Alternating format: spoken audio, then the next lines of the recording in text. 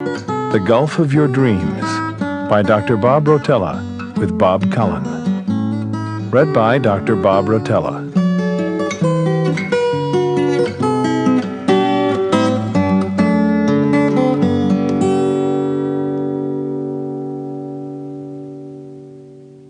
I'm Dr. Bob Rotella. Of all the statistics kept by the United States Golf Association, the most sobering is this. 15 years ago, the average American male golfer's handicap index was 16.2. The average woman's was 29. Today, the average American male golfer's handicap is still 16.2. The average woman's is still 29. In those 15 years, golf has seen the introduction of drivers with big heads, fashioned from metals that used to be in rocket ships. They promise to make the ball go further. Golf has seen the advent of perimeter-weighted game improvement irons. They promise to make the ball go straighter. It's seen new putters with long shafts that promise steadiness, and plastic blade inserts that promise feel. Every week, it seems, golf has seen the introduction of a new longest ball that promised to shatter windows miles from the golf course. In those 15 years, computers and videos have come along to enhance our understanding of the golf swing with software programs that will compare your swing to the golfer of your choosing. But the statistics don't lie.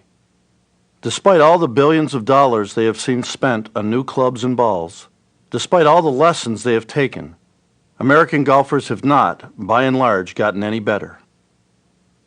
I've played and coached many sports. Since getting my doctorate in sports psychology, I've spent more than 2 decades helping football teams, baseball teams, and basketball teams. I've helped equestrians, skiers, stock car drivers, and tennis players. One thing I've learned is that no other sport would tolerate these stagnant skills that golf tolerates. I often speak to groups of PGA teaching pros. When I do, I sometimes ask them, how many of them know more about the golf swing now than they did at the age of 16? Almost everyone raises his hand. Then I ask how many of them are more confident now than they were at 16 that they can drive a ball down the middle of a tight fairway with a match on the line. Very few raise their hands. It's symptomatic, I think. Somehow, the teaching of the golf swing has supplanted the teaching of golf. Current golf teaching is all but designed to evade the truth about improving golf performance. This program will give you that truth. My previous audiobooks covered the mental aspects of the game. Now, I'll tell you what you need to know to develop all facets of the game. It will not, in and of itself, make you a better golfer. It will not teach you how to swing the driver or how to putt. The fact is that you can't make the journey from average player to scratch player in an armchair. You can't do it by going to the pro shop and buying new equipment and new balls. There are no quick fixes, no secrets. But you can do it. This audiobook will make you aware of what you have to do to play the golf you've always sensed you are capable of playing. The good news about golf is that great physical ability is not required to play well. You don't need the height, weight, or speed specifications they look for in the National Football League. I'm not promising that you can become a tour player regardless of your age and ability. I am promising that you can improve dramatically if you're willing to put in intelligent effort, substantial time, and diligent practice. In fact, I dare you to follow the program I am about to outline for 3 years and not make great progress. What you need, first, is the right attitude. All the great coaches have understood this. They develop players and teams by demanding and nurturing characteristics like desire, patience, and persistence. These characteristics, more than physical talent, enable athletes in any sport to improve their performance. If you have desire, commitment, and persistence, you have the prerequisites for improved golf. You can be a scratch player or close enough to it that you will have a marvelous time seeing how good you can get. This book is like a roadmap. It doesn't carry you there.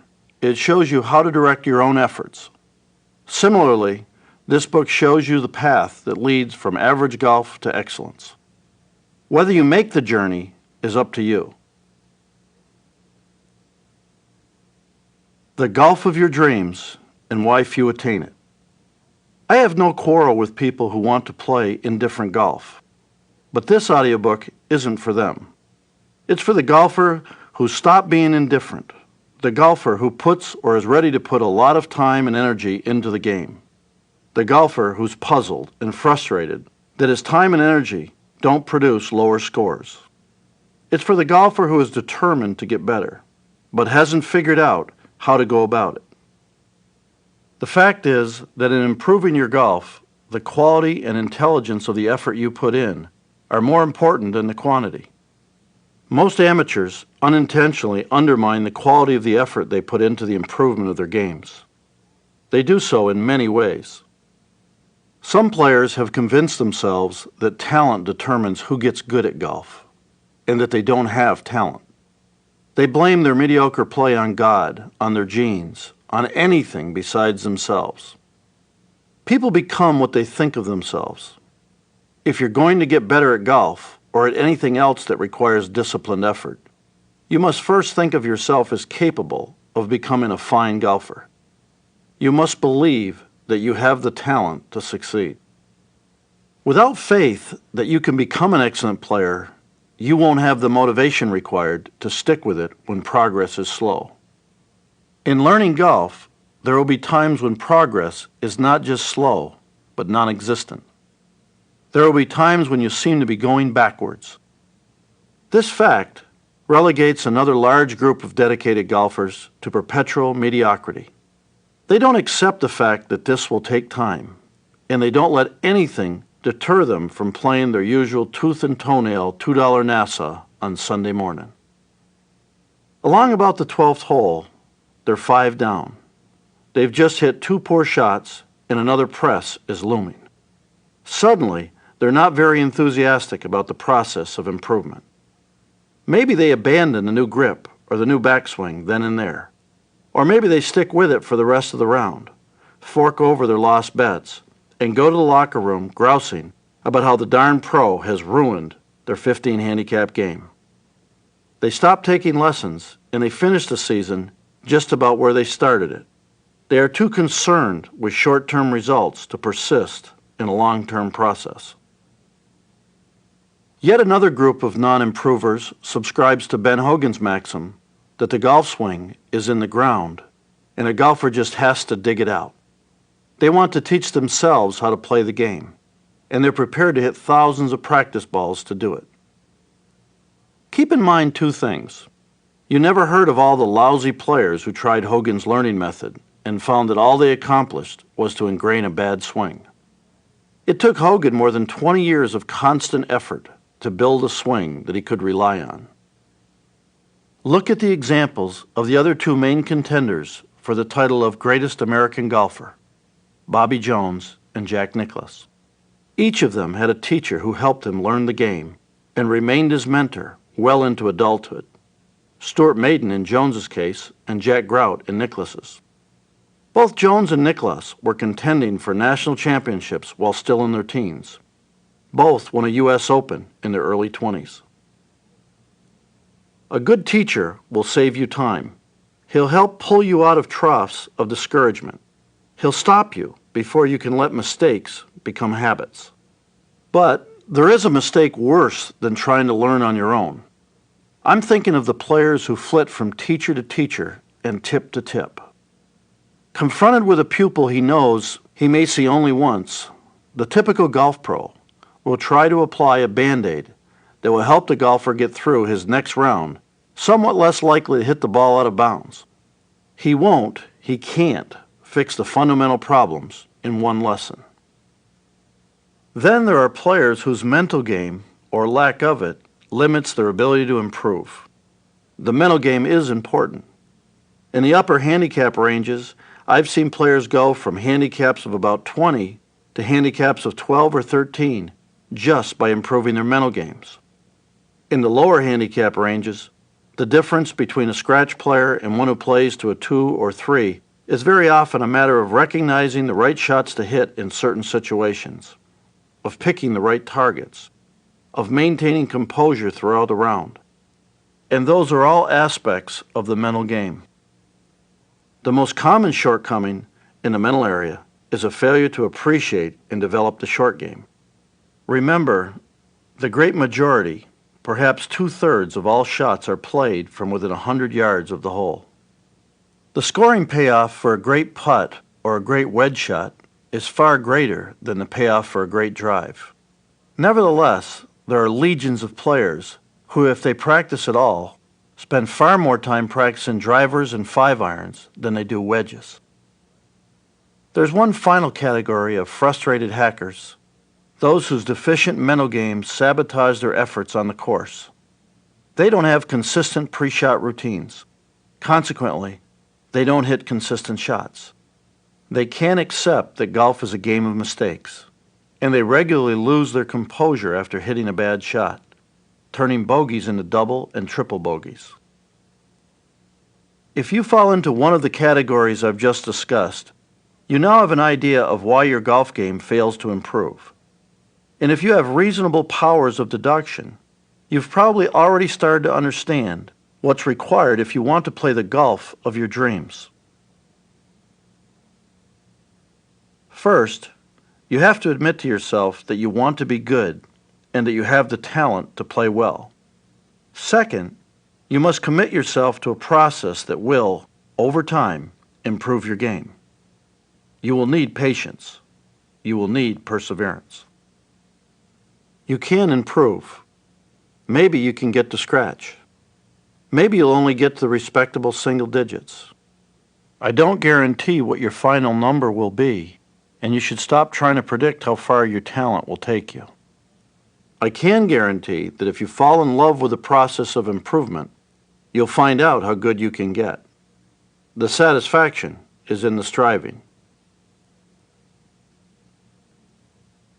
If you think about it, you'll realize that getting good at golf is not so different from getting good at anything else that's complex, difficult, and rewarding. Over the years, you gain skills toward your objective. Along the way, your confidence in your vision grows. You develop a firm belief that you can be successful that helps see you through.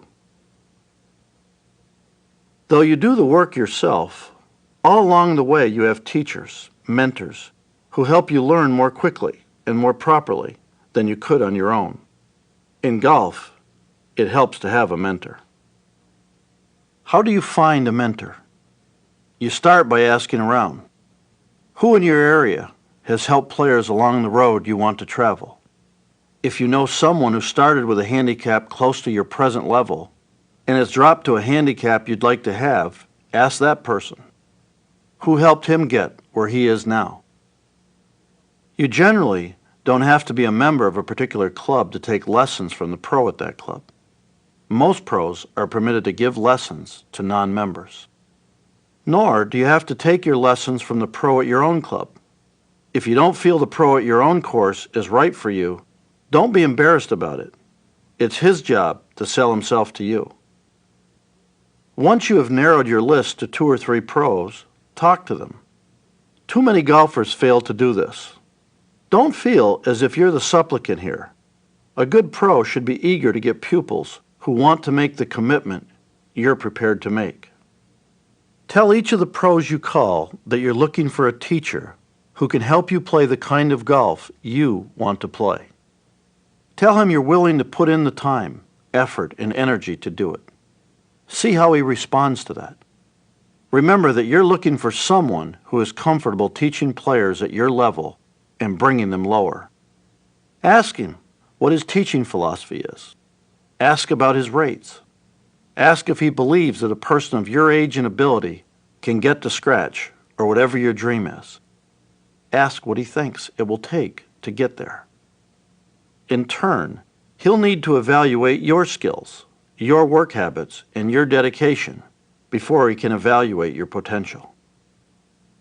Remember that a teacher's expectations can have a major influence on a pupil's performance. In your first talk and first couple of lessons, you ought to be assessing the pro's attitude and enthusiasm. If he seems pessimistic, if he conveys a belief that you really can't improve, then you ought to look for another teacher. The process of improvement is a long and difficult one. You'll be more likely to stick with it if you know that your teacher believes you can do it. A good pro is wherever you find him, and he's not necessarily expensive. Let me give you an example. To take a golf lesson from Gene Highland, you drive Highway 60 from the center of Frankfort, Kentucky, past a couple of roadhouses and a filling station, and turn into a city park called Juniper Hills. Pass some picnic tables and park your car by the brick pro shop. You enter through a glass door with a sign, required by law, that says you can't carry a concealed weapon in a city facility. Busy mornings, you might find Gene next to a microphone calling players to the first tee. If it's Sunday, he sings Amazing Grace a cappella before the first group goes off.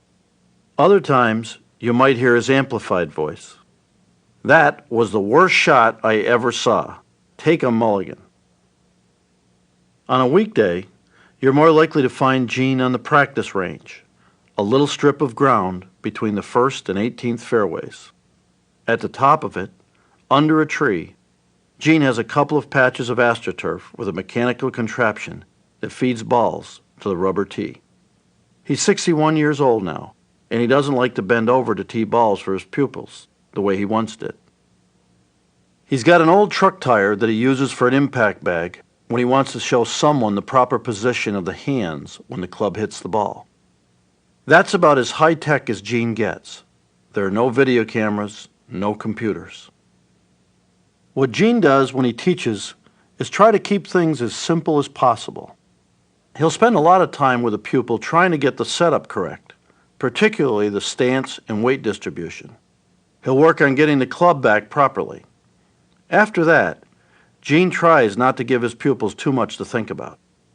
He tells them to fire the right side, just as if they were skipping a rock on a pond.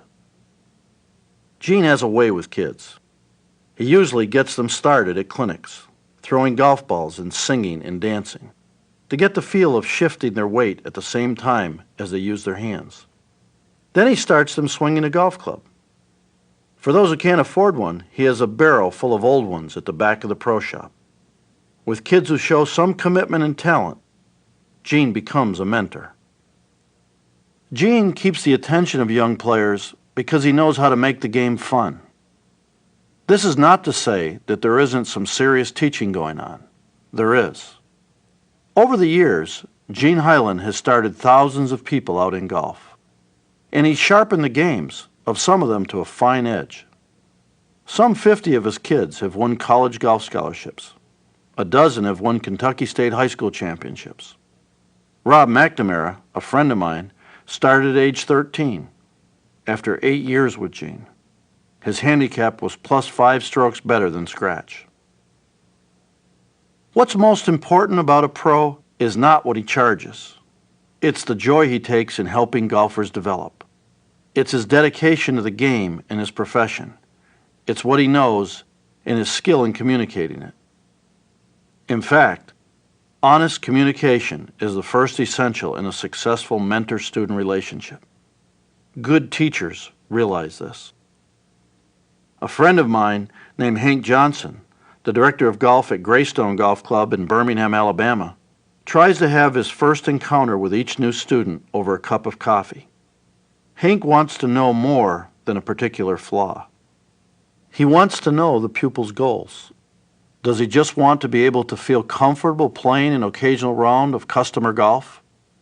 Does she want to win club championships? Or are the aspirations still higher, regional and national amateur competitions, or the pro tours? More important, how much time is the student willing to commit to lessons and practice? With that information in hand, Hank suggests a program to the student, and only when that program is agreed upon do they head to the lesson tee. This is extremely important. A smart pro realizes that a student will make much better progress if he feels that he's following a plan he helped devise. An old coach's saying applies here: plan your work and work your plan. Communication has to flow both ways. The pupil has to feel comfortable talking to the pro. If the pupil isn't learning, the teacher isn't teaching. Both the teacher and the pupil need good feedback for learning to take place. I think it's a good idea toward the end of every lesson for the pro to ask the pupil to recapitulate, in his own words, what the pro has just taught. If the pupil can't do it, then the pro, like Lucy Ricardo, has some splaining to do. You will find that good communication is always easier if both the teacher and the player have made a commitment. Getting committed. I recently met a golfer named Alice Hovde, whose story says a lot about the importance of commitment in the process of finding a pro and lowering a handicap. Alice is a slender, exuberant woman in her early 50s who lives part of the year near the Old Marsh Golf Club in Florida and part of the year in Indiana, where her husband Boyd has been state amateur champion. Alice had never played golf when she married Boyd in 1981. She soon figured out that her marriage and conversations with his friends would be easier if she learned to play golf, at least passably well. So Alice became a golfer. For a few years, she took lessons and practiced. At first, she could barely get the ball off the ground. She persevered until she could play in the 90s. Once she had reached her goal, she stopped taking lessons, stopped practicing, and stopped improving.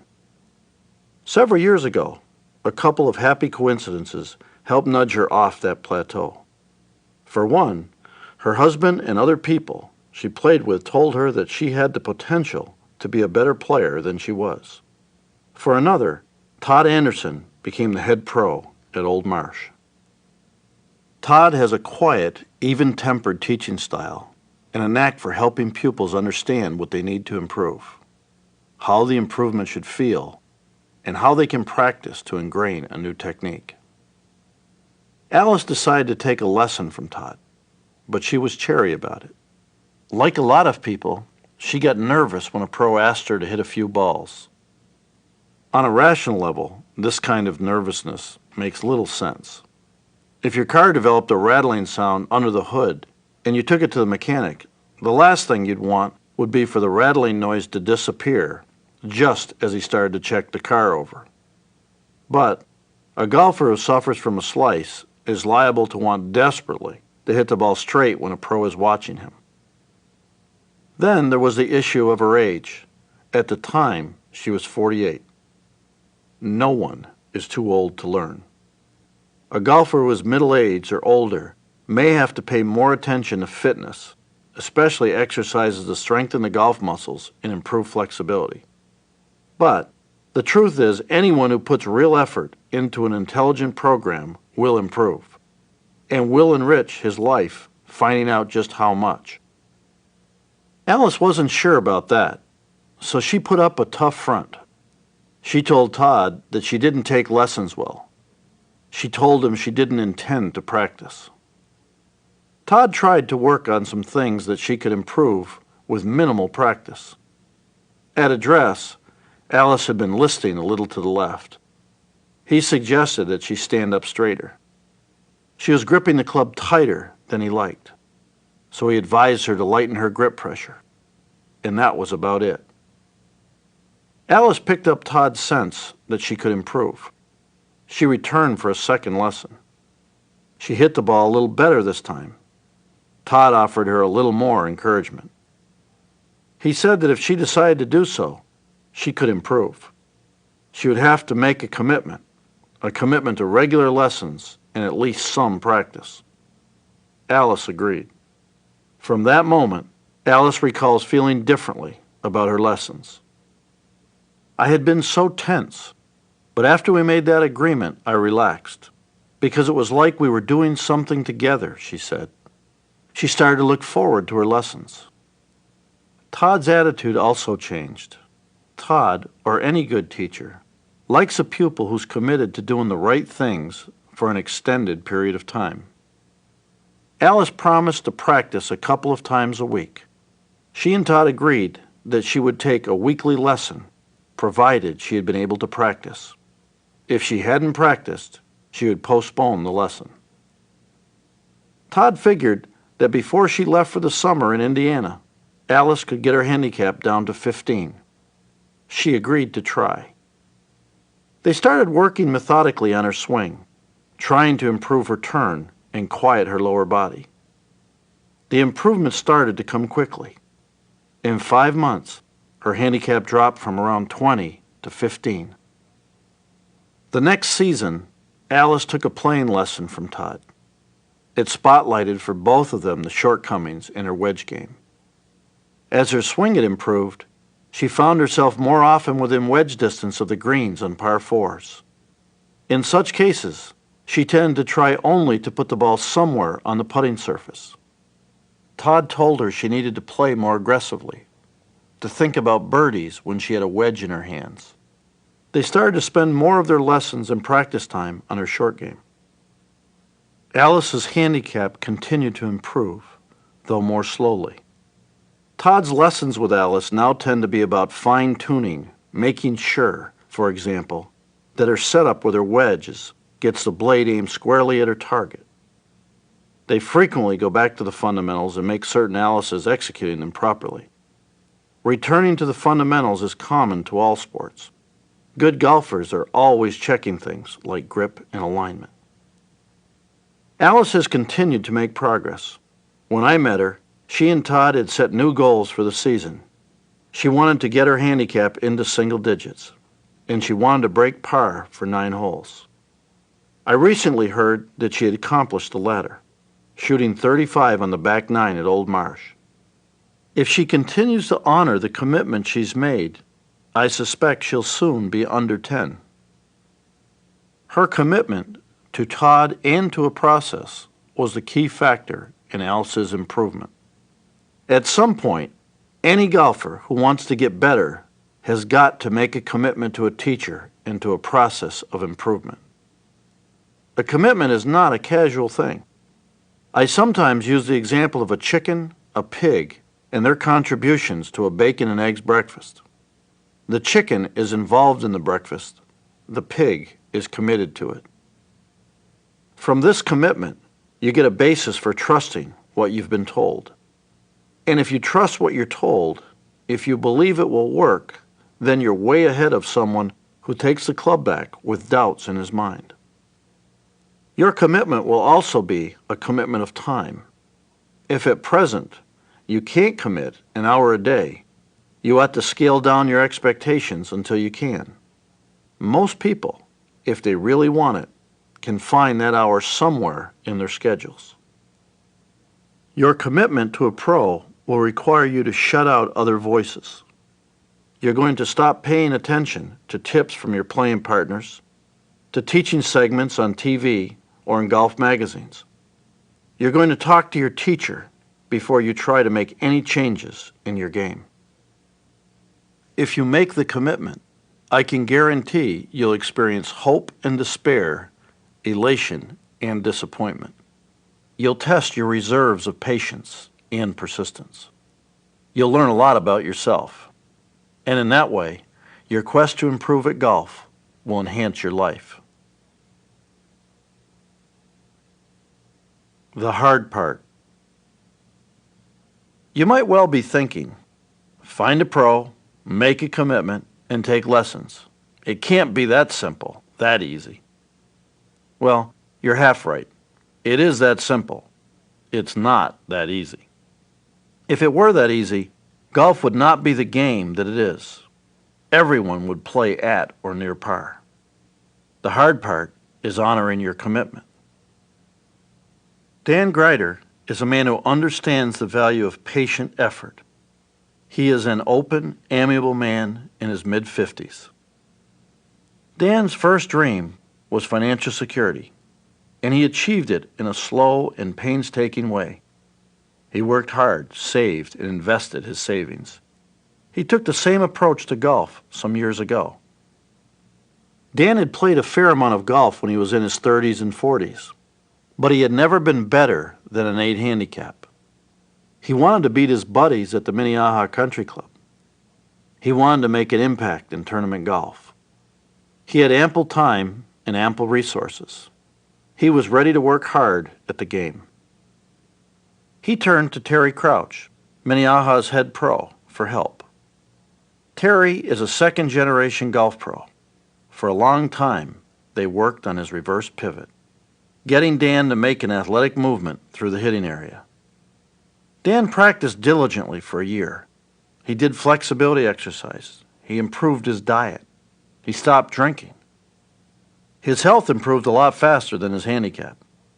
It fell a stroke or two, but that was as low as he could get it. He was frustrated. As with golf buddies everywhere, his were taking satisfaction from seeing their friend fail to improve, since this suggests that their own haphazard approach is not responsible for the state of their own games. Terry reacted as any good coach would react. He bucked Dan up. "You've improved more than your handicap shows." This was true. Dan had begun to develop a swing that gave him a nice, consistent draw, which produced a lot of run on South Dakota's dry summer fairways. Part of his problem was that in trying to improve his swing, he had neglected to work on his short game. He was hitting the ball better, but he wasn't always getting it in the hole in fewer strokes. They agreed to try a series of practice drills designed to make Dan's approach less mechanical and to inculcate in Dan a smooth, athletic motion without requiring him to think about it. They also decided to incorporate a sports psychologist. Terry thought I might be able to help Dan get off the plateau he was on. This, again, is one role a player's pro should fill. If the player needs special help, the pro helps him find it. I could see that he had a swing that was capable of much better results than he'd been getting. I could also sense his passion for finding out how good he could get at golf. A lot of his problems were in the short game area. Though Terry had given him instruction on the various chips and pitches a golfer encounters around the greens, Dan had a hard time trusting his skill enough to execute those shots. We talked a lot about the need to start thinking about getting the ball in the hole from around the green and trusting that he had the skills to do that. Dan went back to Sioux Falls determined to work not only on his mechanics, but on his mental game. He made some incremental progress on his handicap, getting down to the 5 range. And he had a significant competitive success, winning the first flight of the South Dakota match play. There were also times when he and Terry would try some new drills to refine his swing, and Dan's game would take a temporary step backward. There were times when he couldn't break 80. If you want to improve your golf game, you have to accept that there will be long periods when your efforts can seem wasted, when your scores don't reflect the effort you're putting in. These will be the times when patience and perseverance will be the most important traits you can have. Dan and I met again the following winter. We talked a lot about focusing his mind on the target before every shot, about visualizing the ball going where he wanted it to go. Still, Dan's progress was uneven. He was practicing assiduously, doing the drills that Terry had prescribed, but he wasn't getting better. In fact, he was getting worse. He couldn't break 80. His handicap rose to around 7, about where it had been when he'd started working hard on his game 5 years before. Then, as they sometimes do in golf, things fell into place. The timing of this phenomena can be inexplicable. I can't tell you why someone's game comes together in a given week. The event itself is not inexplicable. It's the result of hard work. Dan woke up one morning, went out to the course, and shot 75. He started to play much better. Not always in the low 70s, but significantly better than he had in months. He went back to his home in Sioux Falls, and since he had just turned 55, entered the South Dakota State Seniors Championship, a 36-hole event at Lakeview Country Club in Mitchell. He played a few practice rounds on the course. He made a good game plan. He felt prepared. He felt ready to win. And for the first 9 holes, he shot 42. "I was unsettled on the front 9, he would say later. Some people would have given up on the tournament then and there. Dan was not about to mail in the last 27 holes. He shot 37 on the backside. The next morning, he got up, did his calisthenics, and listened to my audiobook, Golf is a Game of Confidence, particularly the segment on how Brad Faxon shot 63 in the final round of the PGA to make the Ryder Cup team. Brad had fought with distractions and nerves. All I asked, Dan thought, is a chance to be nervous. By the time Dan teed off, the wind was gusting to 25-30 miles per hour. He reminded himself of the need to relax and not worry about things he could not control. He 3-putted at number 1 for a bogey, but Dan's mind was where it had to be that day. He didn't get angry or brood about it. He parred number 2, and then hit a brilliant 3-iron into the wind and sank the short putt on number 3. Dan played brilliant golf that day, keeping himself calm and focused under trying circumstances, trailing in this tournament, fighting the wind. While most of the field got discouraged, Dan got looser and freer with each passing hole, which is the way a golfer ought to feel. When he double bogeyed 13 and bogeyed number 14, he stayed within himself. Dan hit his drive on the par 5 15th into some trees rather than risk being blown into a pond. He punched out, hit a 5-iron onto the green, and made his par. On 16, fighting the wind, Dan kept his mind on where he wanted the ball to go. He reached the green, where he learned the leaders were falling back. "I'm just going to do the same thing I've been doing all day, take it one shot at a time," Dan said. He 2-putted for par. On 17, 40 feet from the hole, he felt comfortable and relaxed. "This will be the longest putt I'll make today," he said. He stroked the putt and it disappeared into the hole. He described himself later as excited but calm, a seemingly oxymoronic state that I think typifies winning golfers under pressure. At number 18, he hit his second shot a little heavy and left himself 15 feet short of the green. Here his work on his short game paid off. He told himself to forget about his mechanics, to trust his abilities. He hit the chip to about 4 feet above the hole and parred it. Dan turned in a 71. The first day leaders had all struggled in the wind, and he was tied for first at 150. There would be a sudden death playoff involving 4 players. He reminded himself that all he had asked for was a chance to be nervous. He drove into the left rough on the first playoff hole, then played a fine wedge that started right and moved with the help of the wind toward the pin. He wound up 10 feet from the hole. He waited for the other 3 to play. None holed out. Dan's hands were shaking. He stroked the putt. It was on line. It fell in. He pumped his fist into the air and tears came to his eyes. Dan would go on to win the senior division of a World Two-Man Championship in Scotland. He would make his first hole-in-one, see his handicap drop to 3, and be selected the South Dakota Senior Player of the Year. He would continue to have his down times too, times when the ball didn't go where he wanted it to. "You don't ever own golf," he would say. "You just get to borrow it sometimes." Dan is a great example of what a golfer of any age can accomplish if he masters the hard part, honoring the commitment he has made. The improvement cycle. You've picked a pro. You've made a commitment. You've vowed to honor it. Now it's time to sit down with your pro and plan your first 12-week improvement cycle. An improvement cycle is a 3-month program of lessons and practice that can be repeated indefinitely until you are playing the golf you're capable of. A typical cycle has a lesson every 2 weeks with 3 to 5 practice sessions and 2 games each week. If something disrupts your schedule and you can't practice, you may find that it's a good idea to let your teacher know and postpone your next lesson until you have done your practicing and are ready for the next step. The games before the 6th and final lesson of the cycle should be charted rounds, like the tests that a teacher periodically gives to school children. Charting will help show what you've learned and where your weak spots are. What your lessons ought to be specifically about is something for you and your teacher to decide. Early in the process, you'll no doubt want to cover some fundamentals.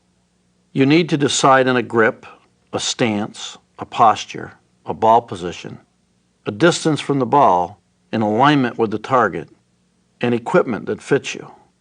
These are the fundamentals of the setup, and you have to learn them, practice them, and periodically check on them with your teacher. It's important to keep playing rounds of golf during the process, to reinforce the goal of the game, to get the ball in the hole in the fewest possible strokes. During an improvement cycle, you may want to modify the format of the matches you play. If you've got a partner pushing you to play well, you're more likely to abandon the new technique you're working on if it isn't working well at the moment. Start trying to play at least some of the time with golfers who are better than you. You want the habits, the techniques, and the expectations of better players to rub off on you. You'll want to play in what I call the trusting mode. That is, when you're out on the golf course, you do not think about the mechanics you've been working on. You think about getting the ball to your target. You trust that your swing will get it there. The time to think about mechanics is during lessons and practice. And even then, you must spend a good part of your practice time hitting shots in the trusting mode. Right after a lesson, you might hit more balls with your mind on mechanics. Just before you play or compete, you'll want to spend most, if not all, of your practice time in the trusting mode. You'll notice that playing does not count as practicing, nor does warming up before you play count as practicing. Only practice counts as practice. Within the cycle, it is important to give yourself 1 or 2 days per week when you don't touch a club. You want, as much as possible, to look forward to your practice sessions. Time off will help you do this. I can't prescribe the specific techniques you and your teacher will work on. I can prescribe an error that pros and their pupils commonly make. You will not improve very much or very rapidly if you confine your lessons to the practice tee and the long swing. To play the golf of your dreams, you will need to take short game lessons, and you'll need to take playing lessons. A playing lesson from Bob Toski. Bob Toski led the PGA Tour in money earnings back in 1954. When Bob played, there was no money for personal swing teachers on the tour. The players helped one another. Bob discovered as a rookie that a lot of the help was given not on the practice tee, but on the golf course during practice rounds. Bob was getting, in an informal way, playing lessons. Bob left the tour to become a teacher in the mid-50s. There wasn't as much money in tournament golf in those days. Of course, he brought what he had learned on the tour to his teaching. He became the best I've ever seen at giving playing lessons. I had a chance not long ago to hear about a playing lesson Bob gave to a 12-handicap golfer we'll call Ben. Ben had gone to Bob's teaching center in Florida complaining about his tendency to slice his driver. Bob had understandably given him a lesson on driving the ball. Ben had started to hit straighter, longer tee shots, even to draw a few. The next day, they went to the Palm Air Country Club for the playing lesson. Like a lot of South Florida courses, Palm Air has an abundance of water, but fairly wide fairways. It's not too long, befitting a course where a lot of the golfers are older. The greens complexes are tricky. Bob explained to Ben the first hole at Palm Air which is a par 5 that bends around the shore of a lake. The trouble on this hole is all on the left. Set your tee shot on the left side of the tee box and aim away from the water to increase your margin of error. Our objective in this round is to take no penalty strokes. Some golfers think it's better never to mention a hazard, lest they introduce a negative thought. But in a practice round, I think it's best to observe the hazards, talk about them, and pick targets that consciously avoid them. Then, in a competitive round, the golfer can focus solely on his target. Ben did as he was told and managed to put a 3-wood into the fairway. Still nervous, he hit his next 2 shots a little fat and barely cleared the water with the 3rd, leaving himself a long pitch to the green off wet sand. Bob, meanwhile, was putting on a display of relaxed golf. He cracked an easy fairway wood for his second shot, aiming right, away from the lake and drawing it gently back into the fairway, leaving himself a short iron to the green. He explained his plan with the pin cut on the right quarter of the green, close to a bunker. "I'm going to land this about 10 feet left of the pin," Bob explained. He did precisely that. In a good playing lesson, part of what the pro does is set an example. He gives the student a first-hand idea of how an expert plays and thinks. Ben plodded along, making a couple of bogeys with sloppy chips and pitches. He found it difficult to relax. Slowly, Ben stopped worrying and started to play the game. He hit a 5-iron from under a tree to 15 feet from the pin at number 7. Bob, standing in the fairway, applauded. It was a good shot. Ben smiled. "If nothing else, I'll have the memory of Bob Toski applauding one of my shots," Ben said. Bob dropped his own approach shot 5 feet inside Ben's. Bob is still competitive. They reached the green. Ben missed his birdie putt, pushing it right. Before Bob hits his, Ben asked him what he thought about when he faced birdie putts in competition. Bob said, "You want them to break 4.5 inches. Bob paused for dramatic effect. Down. He holed his birdie putt and smiled as it rattled at the bottom of the cup. Ben pushed his approach to number 8 a little bit and wound up 6 feet off the green, but still on the collar. Ben's own course has narrow collars, so he asked Bob for advice. Putt it. The objective is to make 4. Ben putted and overcompensated for the friction of the fringe, rolling it 7 feet past. He missed the par putt coming back. Bob nodded. "It's all right. You're adapting to conditions you haven't played before. Chalk it up to that." Relaxed now, Ben began playing his normal game of pars and bogeys. At number 14, a 120-yard par 3 into a breeze, he asked Bob for some help on club selection. "It's between a 9-iron and an 8-iron for me." "Use the 8-iron. The front bunker is very deep, but you can putt out of the back bunkers," Bob said. It was another elementary principle of course management. Stay clear of the worst trouble. It was not a principle that had occurred to Ben. Relieved of concern about club choice, he hit a smooth 8-iron pin high and made his par. At the next hole, a long par 4 into the wind, Ben hit his best drive of the day. Then he hit a 3-wood that stopped 10 yards short of the green, 80 feet from the pin. Ben's mind filled with thoughts of the chips he had chunked earlier in the round. Bob said the opposite. "I'd love to be in your spot needing to get up and down to win a tournament. I'd be licking my chops," Toski said. Ben realized at that moment the difference between his thoughts and the thoughts of a great golfer. He started visualizing the ball going into the hole. He chipped with a pitching wedge, and the ball hit the green and rolled just where he had intended it. Ben knocked the putt in for his par. Bob was clearly pleased. "Congratulations," Bob said. "That's the toughest hole on the course today."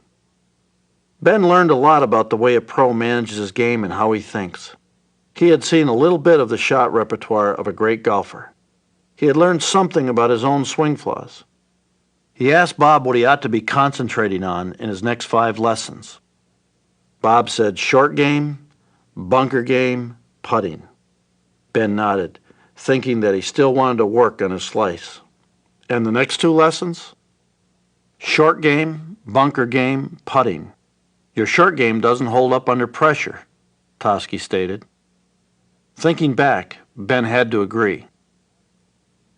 The last exchange between Bob and Ben suggests one of the biggest benefits of the playing lesson. It's not just what it teaches the pupil, it's what it teaches the pro about the pupil.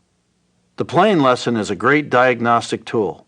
It shows the pro what his pupil game is really like. As time goes by, the character of your playing lessons will change. They'll help you to learn the myriad of skills that you'll need if you want to have the short game of a scratch player.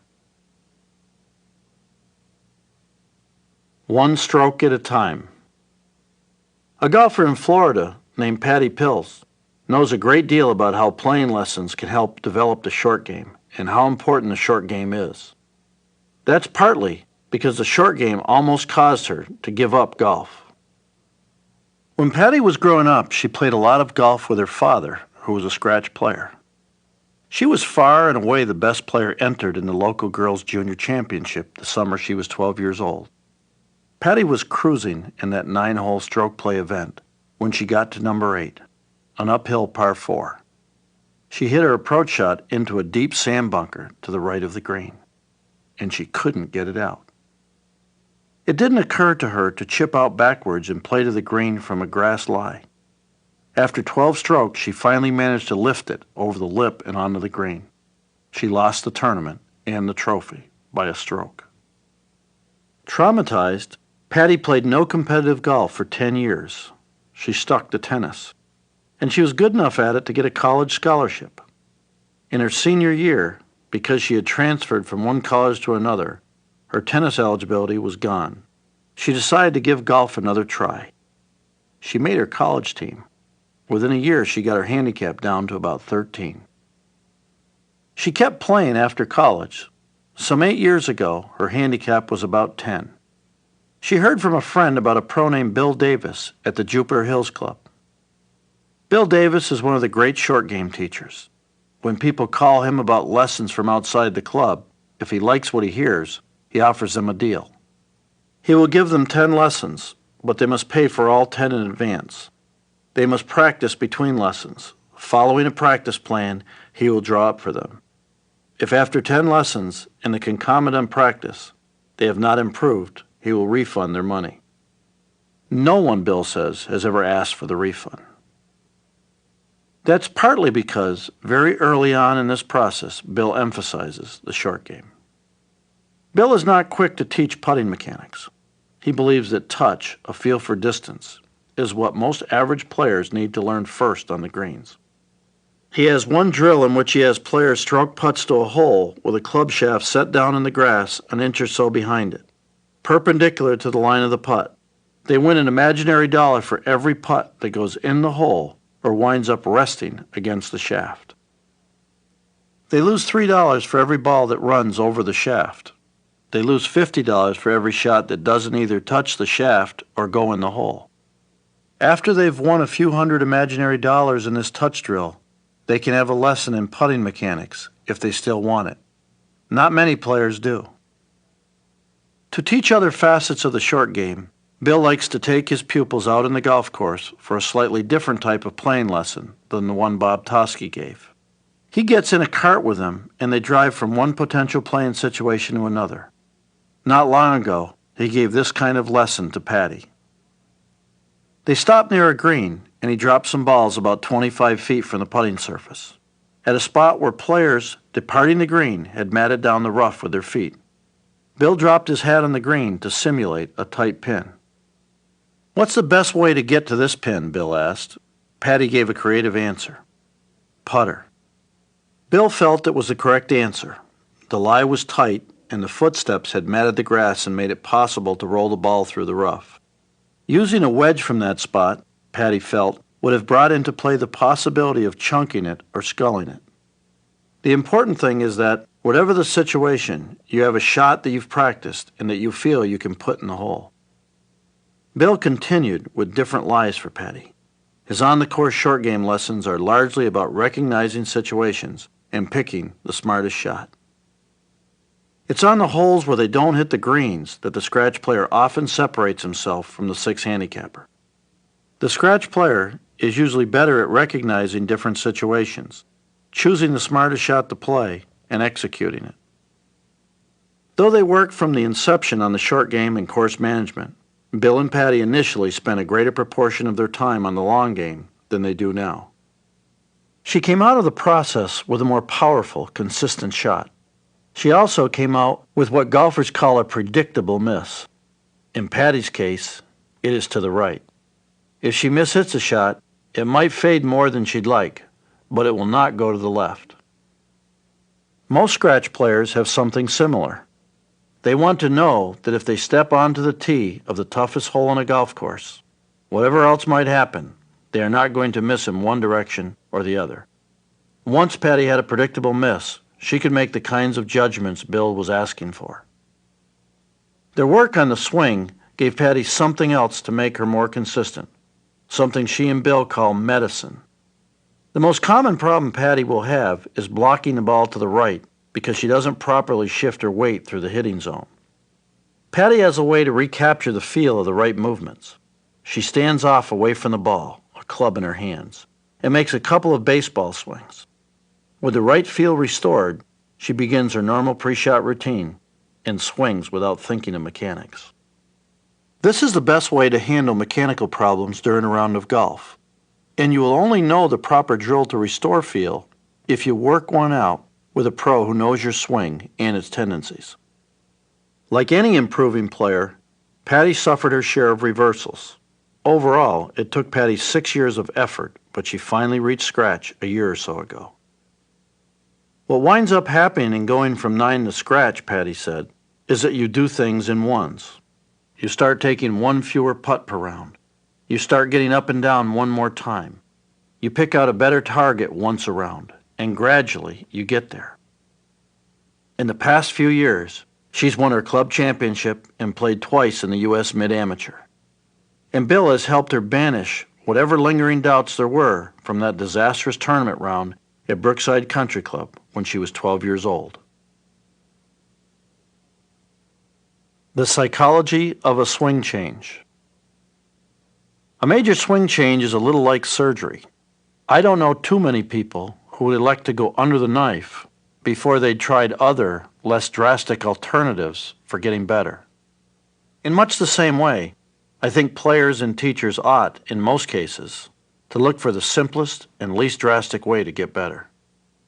They ought not embark on a swing change without discussing it thoroughly. First of all, is the change appropriate? For instance, will the new ball flight be effective on the courses the player has to play? Second, how does the pupil learn best? Some players are analytical thinkers. They respond best to a long discussion. Others are visual learners. They might respond best to videotaping. Others might be feel learners who want to know how the new movements are supposed to feel. We all want to get to the stage where we perform the right movements because they feel right. Discussion of a major swing change ought to encompass 2 more points: how long the pro thinks the player will need to make the proposed change, and whether the player is prepared for the possibility of getting worse before getting better. As you embark on a swing change, it's important to know that 2 of the chief challenges you face are habit and comfort. Most golfers have a dominant habit, or tendency, a deeply ingrained physical pattern. Under pressure, your dominant habit tries to assert itself. You must find a way to break any dominant habit impeding your golf swing and replace it with the correct habit. In general, people learning new sport skills or breaking old habits go through 3 stages. Unconscious incompetence, that is, they're doing it wrong but they're not aware of it. After instruction, they pass through a long intermediate stage where they are consciously competent. They know the right movement and can execute it, but only if they think about it. Finally, they reach the advanced stage of unconscious competence. In golf, this means that a player swings correctly without thinking about it. Until you reach this automatic stage, you haven't really learned your new move. Comfort is the enemy of this process. No matter how bad a person's swing might be, it usually feels pretty good to that individual. He's done it thousands of times. He's used to it. This is one reason why it's more difficult to improve on your own than it is to improve with a coach. You need someone to observe you, to tell you what you're really doing, as opposed to what it feels like you're doing. In making a swing change, the problem is that outside of Tiger Woods and Nick Faldo, few of us can afford to have a teacher next to us each time we practice. Thus, you and your teacher will have to discuss ways to make sure that when you practice your new technique on your own, you're doing it properly. One method good teachers use is to make certain, during the lesson, that the player gets acquainted with the right feeling. That's, for instance, why teachers often use an impact bag. It helps players understand what proper hand position at contact feels like. Another method is for the teacher to devise drills that force the player to perform correctly. It will probably help in this effort if you can find ways to practice without a ball. Practicing without a ball might seem ridiculous unless you knew Hank Johnson. A few years ago, Hank had a problem with pupils who didn't have time to practice.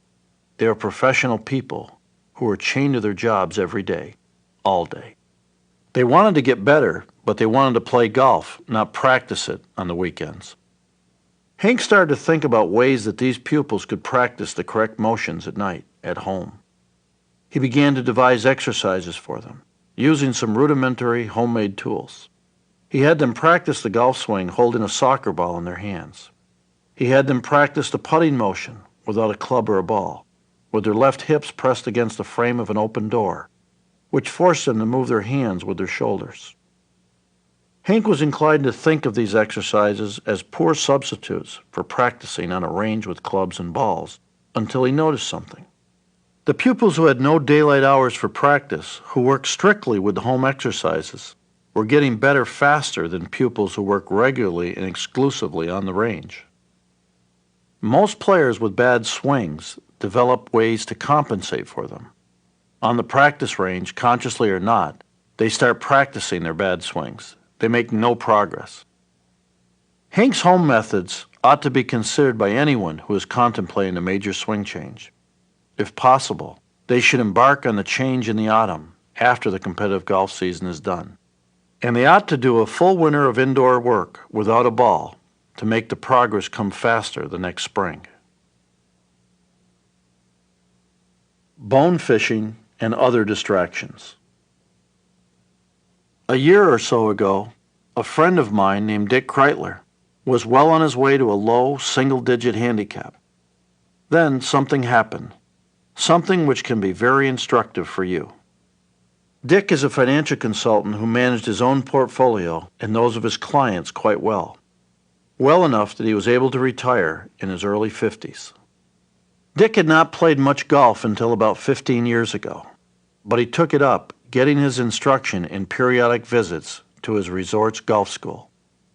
Gradually, he whittled his handicap down to about 15. When he retired, he wanted to play as much as he could.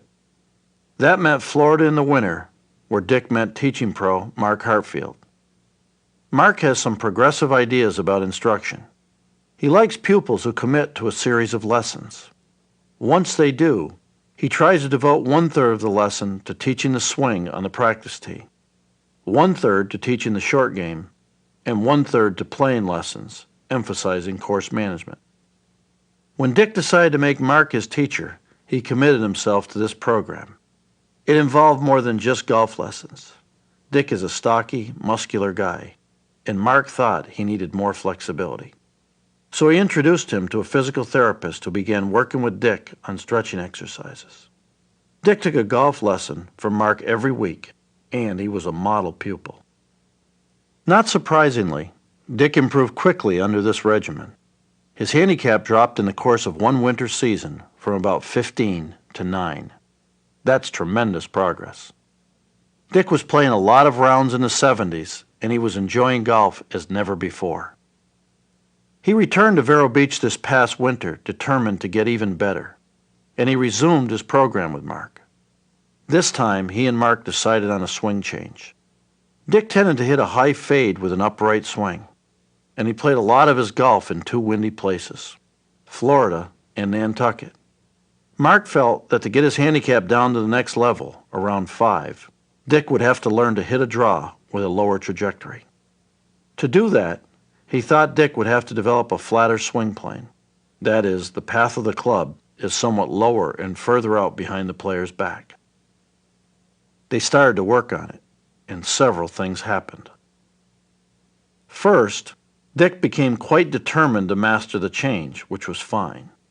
His determination caused him to prod Mark to spend more of their lesson time on the practice tee, working on the new swing. They spent less time working on Dick's short game, even though Mark felt there was still ample room for improvement in that area. Second, Dick's scores started to go up. Orchid Island has water on nearly every hole. It can be a tough place to work on a new swing. Dick was hitting more balls into the water. As a result, he got a little tight. Mark could see this as they played together. Moves Dick executed on the practice tee didn't come off on the course. Dick's handicap rose from 9 to 11. At about that time, he discovered bone fishing. I'm not a fisherman, but I will take the word of Dick and others who testify that it's an exhilarating experience. Suddenly, he was gone from Orchid Island for weeks at a time on bone fishing trips. His golf practice became sporadic. His progress stopped. Dick did not consciously think, my golf isn't going so well, so I'm going to get interested in something else. He just did. It wasn't until recently, upon some reflection, that he decided there was a connection between his rising handicap and his interest in bone fishing. Many golfers who are enthusiastic and committed while they're seeing progress fall short of their goals because their commitment wanes when the progress stops or slows down.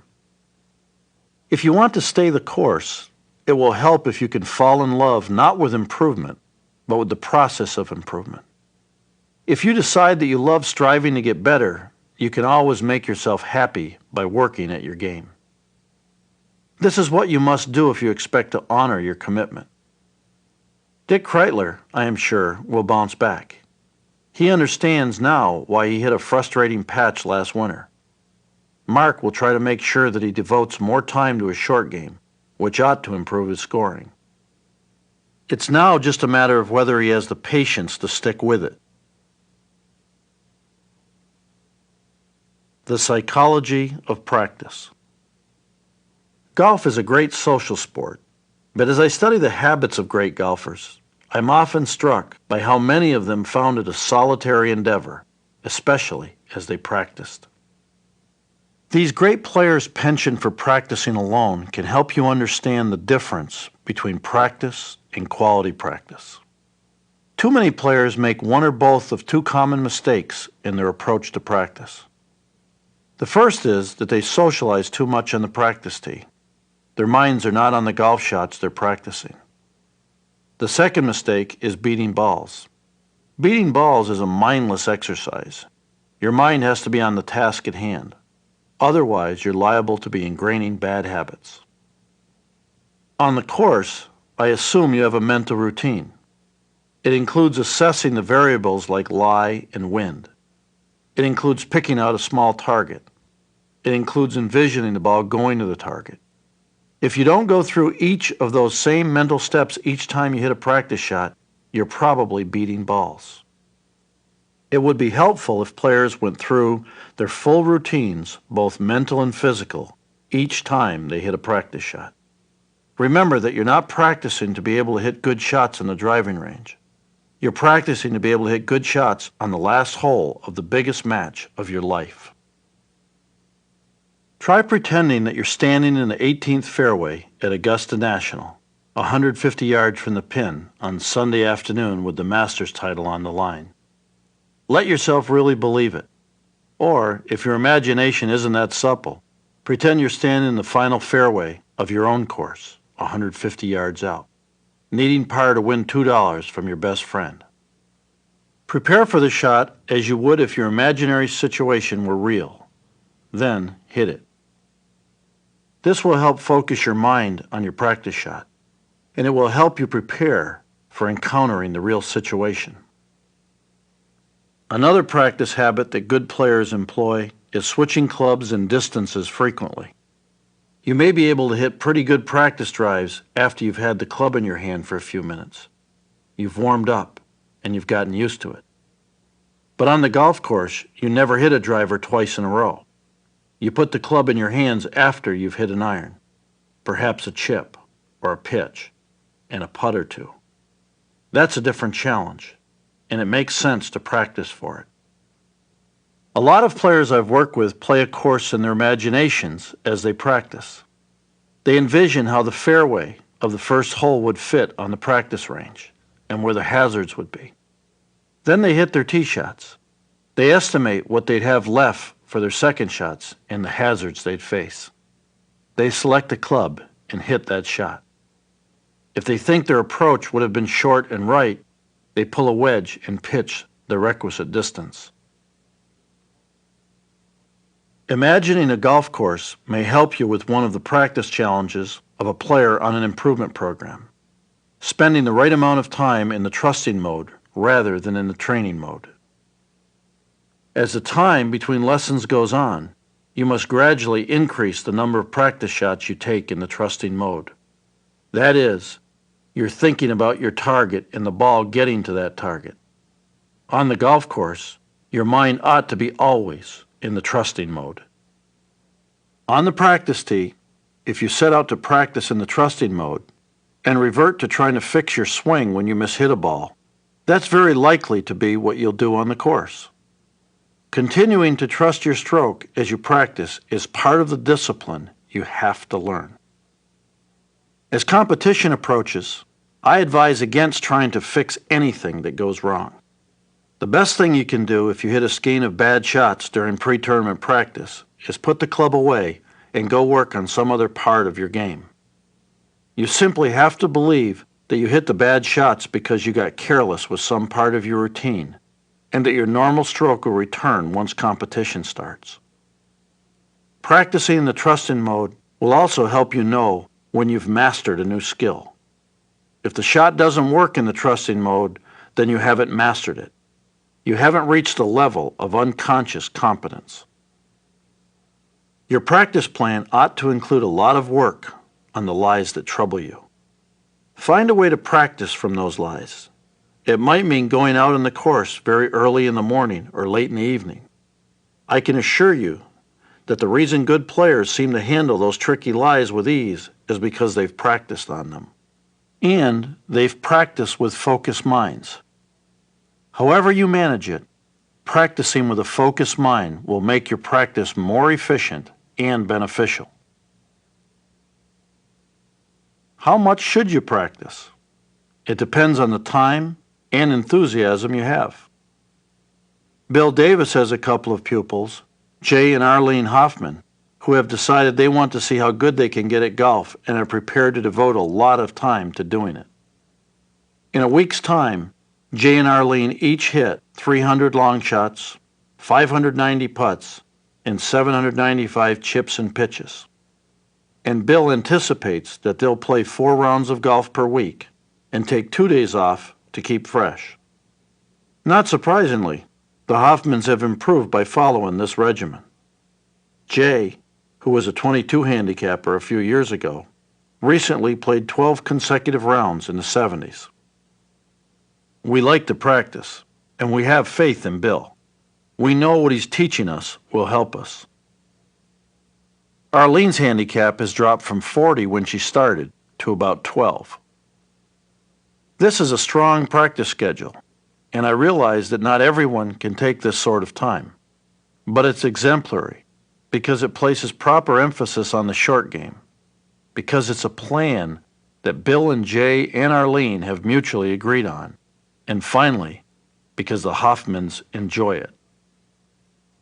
It's important to try to make practice enjoyable. When there are parts of practice one doesn't care for, a buddy system of the sort that Jay and Arlene have may be helpful. 2 people can reinforce one another. They can prod one another. When they practice together, they're not socializing. They're both concentrating on the task at hand. Players should compete with one another on the practice green or at the practice tee. If one of your friends happens to be working on his putting at the same time you are, it's fine to make a little bet on who can hole more putts from a given spot.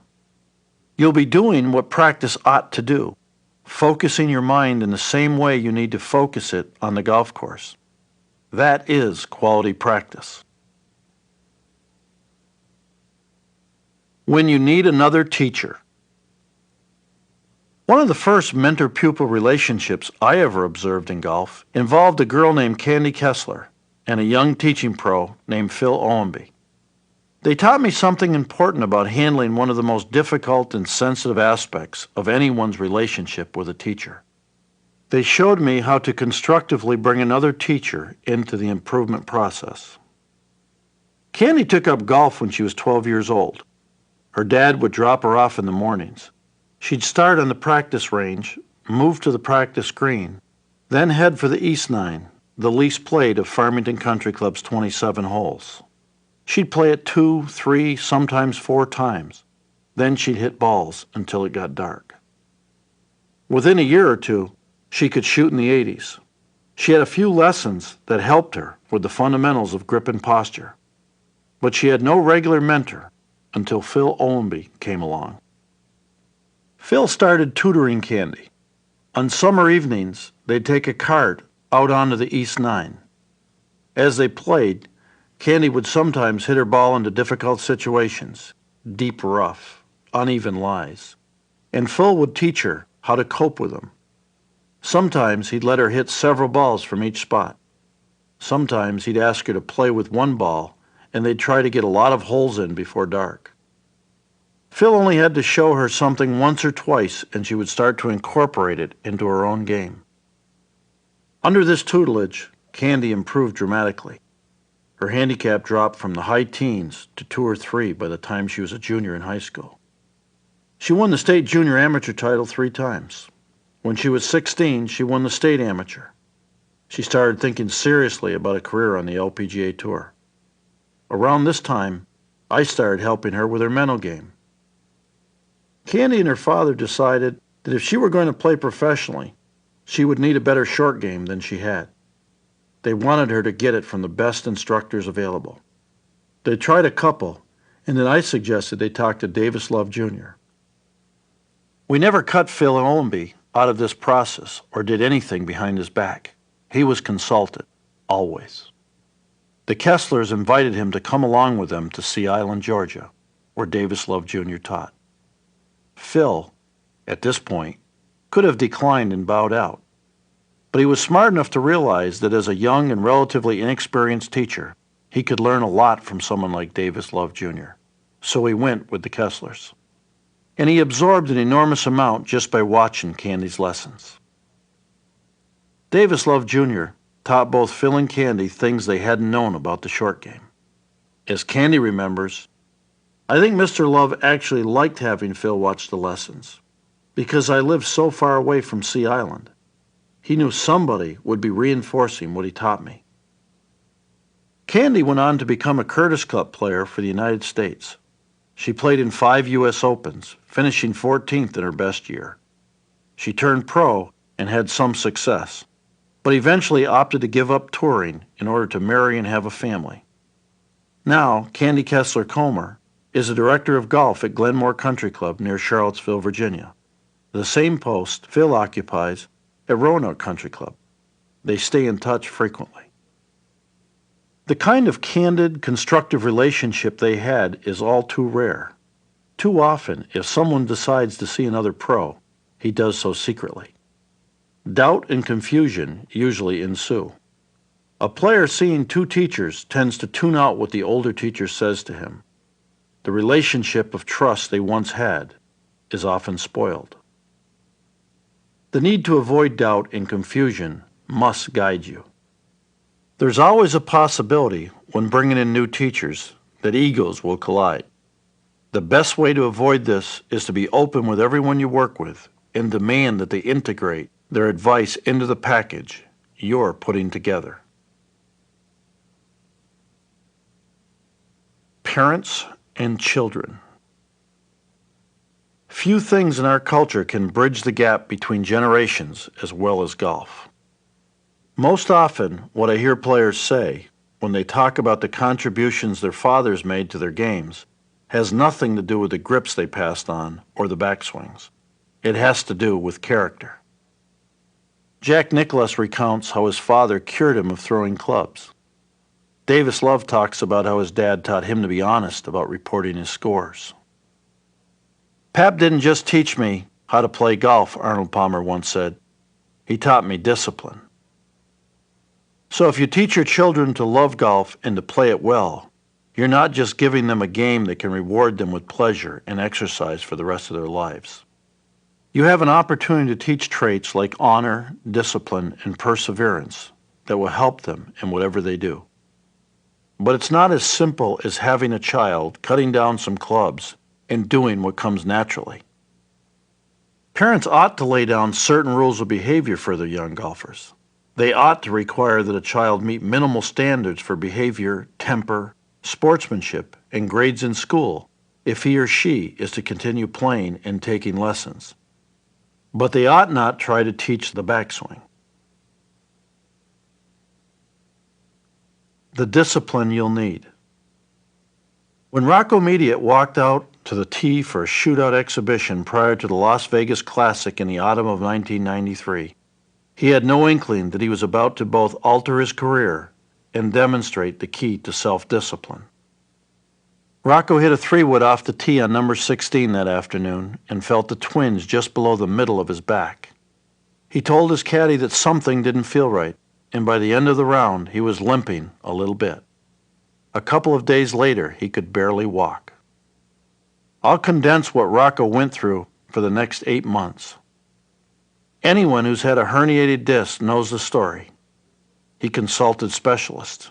He tried to rehabilitate his back through exercise. There are occasions when the pain eased and he was able to play. There were times of debilitating agony. He had to call the Masters and withdraw. He managed to play in the U.S. Open at Oakmont, where he was paired with Arnold Palmer in Palmer's last Open. But after 3 rounds, he had to withdraw. He had back surgery a month after the Open. When he awoke from the anesthesia, his surgeon told him the operation had gone well. That was not the way Rocco felt. The pain from the disc area was gone, but he felt an intense, overarching pain from the surgery, and his back felt stiff, as if encased in something. For a few moments, he doubted he would ever play golf again. But he put that thought aside and started working on his surgeon's plan for rehabilitation. The first thing on the list was 6 weeks of rest. Rocco complied. He did nothing but walk during that period. As soon as he could, he began working with a trainer. At first, it was a matter of being rubbed down and trying to break up some of the scar tissue that had formed around his spine. Fairly soon, Rocco was on a 4 hours per day exercise regimen. In 1993, he had weighed about 245 pounds at just a little over 6 feet. His initial pre-surgery attempts to rehab the disc injury got him into somewhat better condition. His post-surgery workouts transformed him. The hours of abdominal exercises, stretching and flexibility exercises, stair climbing exercises, a stationary bike, and other workouts took 5 or 6 inches off his waist and about 45 pounds off his body. The first time he was allowed to pick up a club, he took an iron into the backyard and tried to chip a ball about 10 yards from the kid's swing set to the porch. It hurt so much that he fell to his knees. 6 weeks later, he played, and not badly, in the Diners Club matches. He went to Peter Costas and Gary McCord for help in changing his swing to place less strain on his back. He became a regular denizen of the fitness trailer that moves along with the players from tour stop to tour stop. He nearly lost his card because he won very little money in 1995. He got a medical extension and needed to win quickly as the 1996 season began.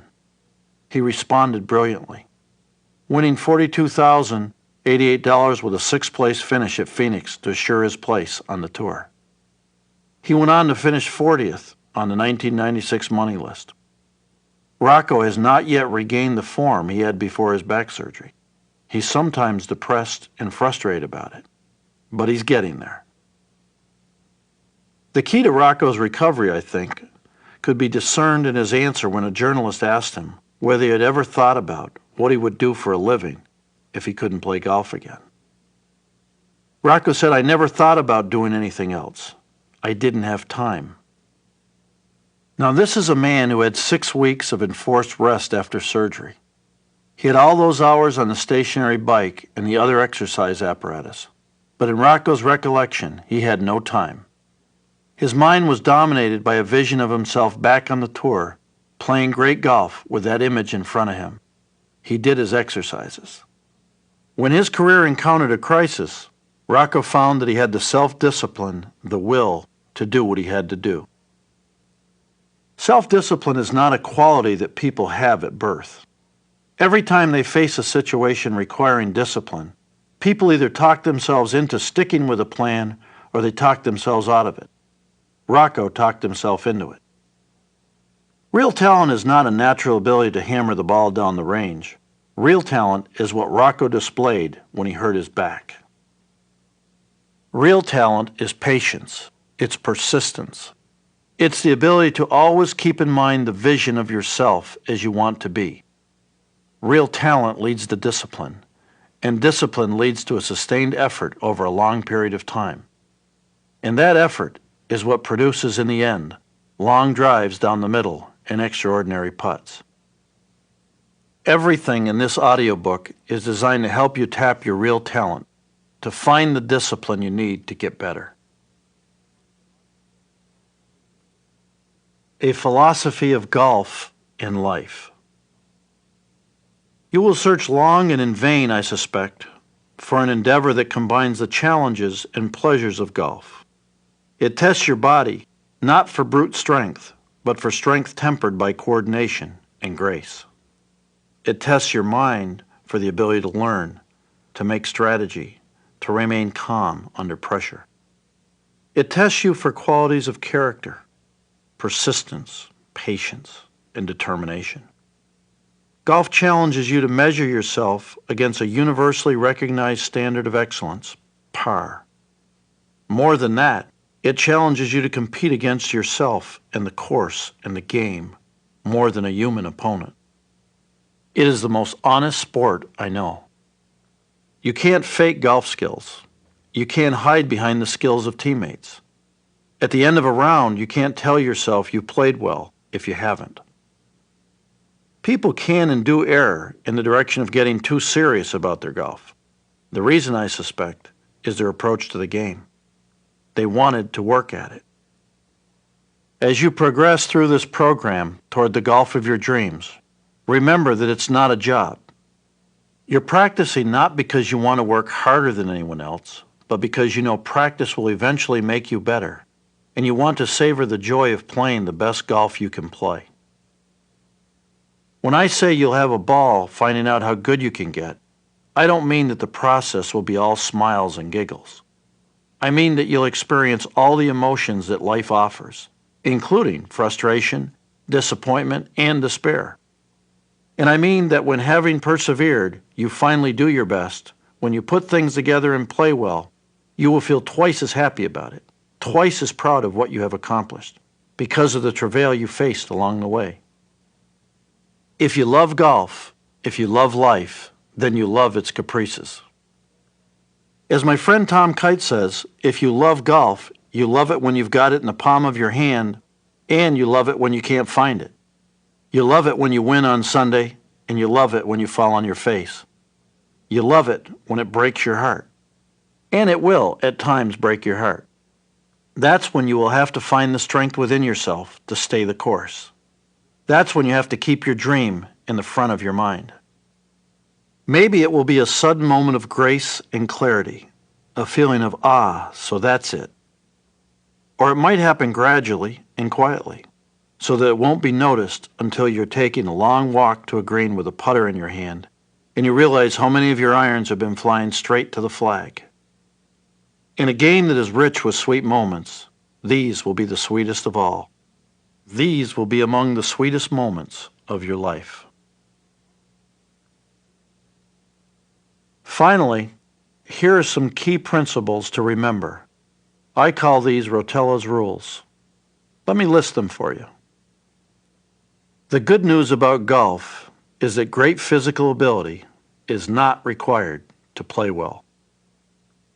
Characteristics like desire, patience, and persistence, more than physical talent, are what enable athletes in any sport to improve their performance. If you're going to get better at golf, you must first think of yourself as capable of becoming a fine golfer. You must believe that you have the talent to succeed. What's most important about a pro is not what he charges. It's how many people has he helped. It's can he help you. It's the joy he takes in helping golfers develop. It's his dedication to the game and his profession. It's what he knows and his skill in communicating it. If the pupil isn't learning, the teacher isn't teaching. No one is ever too old to learn.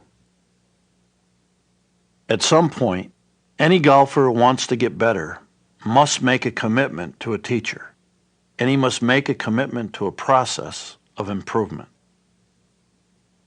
If you want to improve your golf game, you have to accept long periods when your efforts can seem wasted, when your scores don't reflect the effort you're putting in.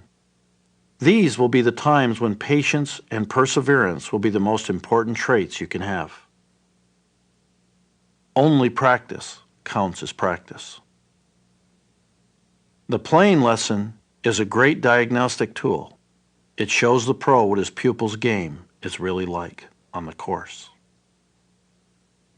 It's on the holes where they don't hit the greens that the scratch player often separates himself from the six handicapper. As you embark on a swing change, it's important to know that two of the chief challenges you face are habit and comfort. You need good, sound, dominant habits. If you decide that you love striving to get better, you can always make yourself happy by working at your game. However you manage it, practicing with a focused mind will make your practice more efficient and beneficial. Parents ought to lay down certain rules of behavior for their young golfers. They ought to require that a child meet minimal standards for behavior, temper, sportsmanship, and grades in school if he or she is to continue playing and taking lessons. But they ought not try to teach the backswing.